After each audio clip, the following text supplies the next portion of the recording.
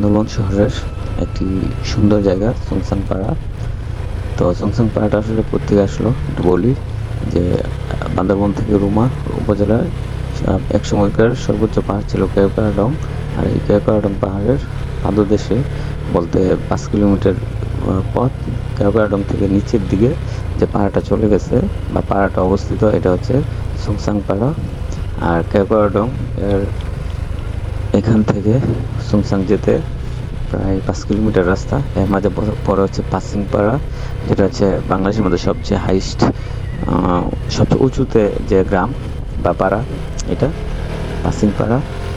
তো এই চংসাংয়ে যেতে একটা হচ্ছে ডাউন হিল, নামার সময় ডাউন হিল থাকে আর ওঠার সময় আপ হিল। তো এই রাস্তাটা মূলত অনেক বাইকার গিয়ে কনফিডেন্স হারিয়ে ফেলে অথবা উপর থেকে রাস্তাটা দেখে একটু মনে ভয় ঢুকে যায়, এই জন্য অনেকে ওঠার সময় বাইক নিয়ে পড়ে যায়।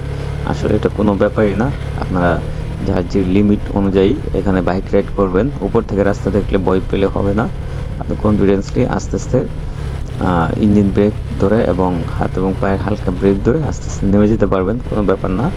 আর আপ হিলের সময় আপনার বাইকের পাওয়ার অনুযায়ী বা টর্ক অনুযায়ী আপনি 2 নাম্বার অথবা 1 নাম্বার গিয়ারে দিয়ে একদম নিচে থেকেই 1 নাম্বার গিয়ারে দিয়ে উঠে আস্তে আস্তে উঠে যেতে পারবেন।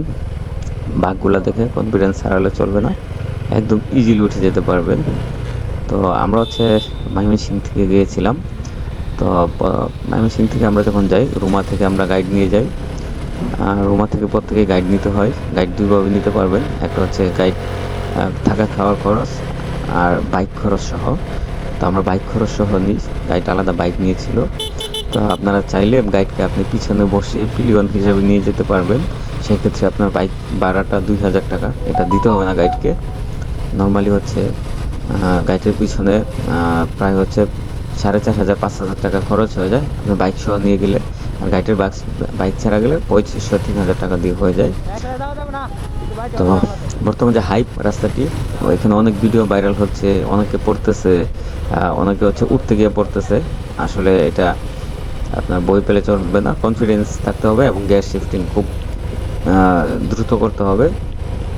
তবে একটা বিষয় হচ্ছে যে দূর থেকে রাস্তা দেখে ভয় পেলে হবে না, আপনি রাস্তা কাছ থেকে দেখবেন।